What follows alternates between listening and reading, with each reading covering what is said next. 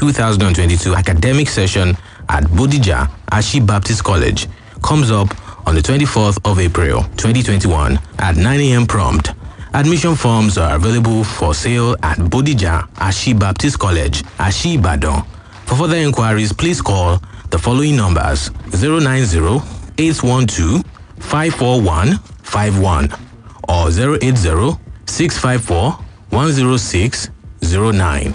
Bodija Ashi Baptist College, for faith, integrity, and excellence. Announcer, Management.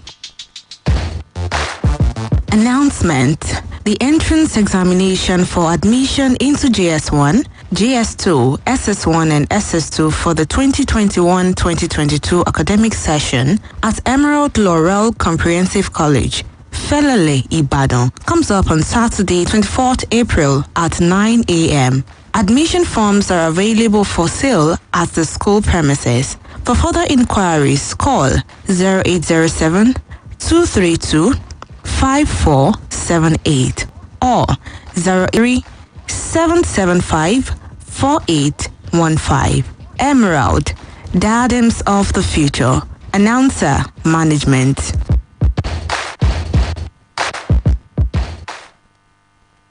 Splash FM 105.5. Quick, charge at 240. Hot news, cool vibes, sports, and more on the Integrity Station.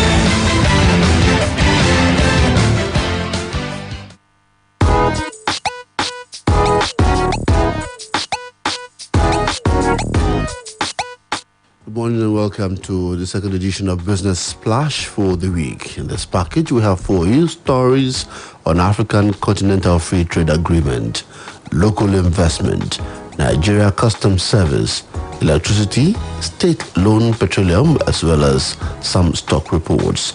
I'm Oluwaseun Akinola. Now the headlines. Federal government targets $504 billion goods in AFCFTA deals. Nigeria Customs Service first quarter revenue hits 466.1 billion naira. The CBN to sanction DMBs, BDCs for rejecting old, smaller denomination US dollars. And Senate canvasses policy review to boost local investments in cement production. Those were the headlines. Details in a moment. And out the news in detail, the Central Bank of Nigeria, CBN Governor Godwin Emefiele, has said that the African Continental Free Trade Agreement, AFCFTA, when fully implemented, could afford Nigerian companies preferential access to African markets worth $504.17 billion in goods. Delivering his remarks at the Zenith Bank's 2021 Export Seminar held virtually in Lagos yesterday, Emefiele said additional $162 billion in services will also come to Nigeria. The CBN boss urged Nigerian businesses to seize the AFCFTA opportunity to ensure that Nigeria serves as a significant hub for international and domestic manufacturing companies seeking to serve the West, Central, and East African markets. It said that Nigeria has a very young, energetic, technological savvy population that have been leveraging technological applications to improve service delivery in the areas of finance, logistics, and agriculture to consumers in Nigeria. Emefiele said Nigerian banks are already playing a significant role in expanding across the African continent. The Central Bank of Nigeria, CBN, has ordered deposit money banks, DNBs, and Bureau de Change, BDC operators to henceforth accept old and lower denomination US dollars as legal tender. The Apex Bank gave the order in a circular signed by its Director of Currency Operations Department, Mr. Ahmed Umar. Umar said that the CBN had been inundated with complaints of the reduction of old and lower denomination US dollar deposits in the banks. It said that the CBN will sanction any of the concerned stakeholders who refuse to accept such denominations of the currency from their customers. The director also cautioned forex dealers to desist from the habit of defacing or stamping dollar banknotes, as such notes always failed authentication test during sorting. The Group Managing Director of the Nigerian National Petroleum Corporation (NNPC), Mele Kyari, has assured Nigerians that the queues building up in the filling station will be diminished.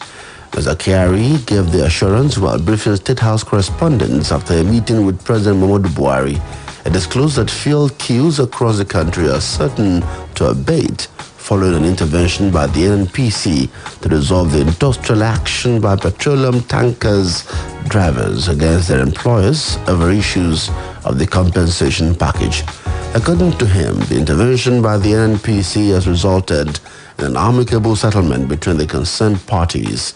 He again reiterated that normal loading operations in all depots have commenced and trucks dispatched across the country. On the issue of subsidy policy, he maintained that engagements are ongoing between stakeholders to proffer a reasonable exit plan that will be beneficial to all Nigerians. It will go away because there was industrial action by petroleum tanker drivers against their employers, the National Association of Road Transport Owners, around their compensation package. And those issues were not resolved up to yesterday until we intervened to ensure that there's an amicable settlement between the parties so that they will have peace, and then normal loading operations will commence from the depots. As I speak to you this moment now, loading has commenced in all depots in the country. Dispatches of trucks are ongoing in all depots in the country, and they have called up the strike for a period of 1 week so that enable us to intervene and find resolution. The governor of Sokoto State, Aminu Tambuwal, has pleaded with the Central Bank of Nigeria and Finance Minister not to carry out the threat of recovering the $2.1 billion loans given to state government as budget support facility. Tambuwal made the plea in Abuja during a panel session at the high-level dialogue on financing safe schools and creating safe learning communities organized by the Federal Ministry of Finance, Budget and National Planning. The federal government had approved $2.1 billion as an intervention package in 2015 to help bankrupt states pay salaries and offset contractors' obligations.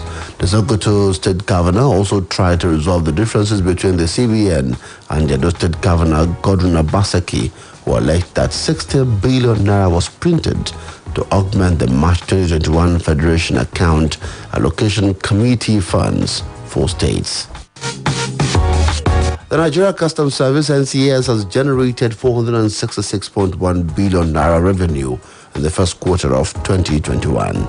The statistics obtained from the Office of the Public Relations Officer of the service, Mr. Joseph Atta, yesterday showed that the revenue was generated between January and March. The data indicated that the NCS realized the highest revenue in March with 169.4 billion naira, followed by January with 157.6 billion naira, while the sum of 138.9 billion naira was generated in February. The document showed that the agency realized the highest revenue of 216.9 billion naira within the period under review from import duty. According to the statistics, the import duty was followed by customs VAT, which is 105.2 billion naira, and non-federation accounts levies of about 55.5 billion naira. Meanwhile, the Senate has directed this Committee on Ethics, Privileges and Public Petitions to investigate an alleged invasion of rice traders' shops by men of the Nigerian Customs Service (NCS) that resulted in the carting away of goods to the tune of 85 million naira. And President Muhammadu Buhari is to receive the recommendations of the Nigerian Economic Summit Group on how to revamp the economy soon. The Minister of Finance, Budget and National Planning, Zainab Ahmed, said this at the press briefing in Abuja while the NESG presented the recommendations that were put together from its 26th National Economic Summit. She further stated that the government will put in place policies that will ensure the implementation of the recommendations in ministries, departments and agencies. The chairman, Nigerian Economic Summit Group, Asue Ighodalo, said the proper implementation of the recommendations will go a long way in revamping the Nigerian economy, particularly after the devastating effect of the COVID-19 pandemic.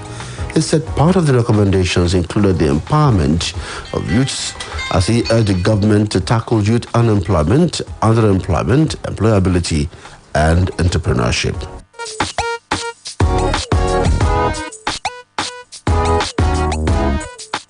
The Nigerian Senate has called for the liberalization of Nigeria's cement policies to boost production and subsequently reduce the prices of the commodity. The upper chamber made the call amid resolutions reached sequel to the consideration of a motion brought to the floor by Senator Akinola and 5 others during plenary. The lawmakers during the debate expressed concerns that if the status quo persists, the negative consequence of high prices at the economy will outweigh the benefits of producing cement locally. Considering the infrastructural deficit in this country, housing deficit, private and public houses deficit, unemployment in this country, cement appears to be a critical commodity that has effect on our national economy. It's therefore important that we pay attention to this commodity, like we pay attention to other commodities such as fuel, for example. Mr. President, I think this motion is up, and I urge the Senate to pay attention to all the prayers so that we can have an intervention in this industry because of its reverberating effect on our national economy. I so support it. Nigerian cement factory is oligopolistic in nature, with just 3 players. Dangote Cement controlling 60%, Lafarge controlling 21%, and Boa 17.6%, largely dominating the scene, therefore making it susceptible to price fixing. Convinced that if the status quo persists, the negative consequence of high price on the economy will outweigh the benefits of locally processing cement. Accordingly, the Senate called on the federal government to provide more industrial incentives and industrial protections, such as offering concessionary loans and larger tax incentives for new entrants in order to boost production of cements, reduce price, and encourage more valuable producers in Nigeria.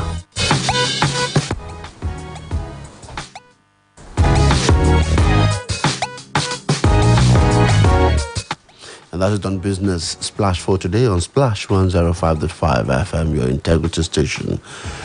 Do join us on Friday for another edition. Good morning and thank you for listening. I'm Oluwaseun Akinola. Quick, charge at 240. Hot news, cool vibes,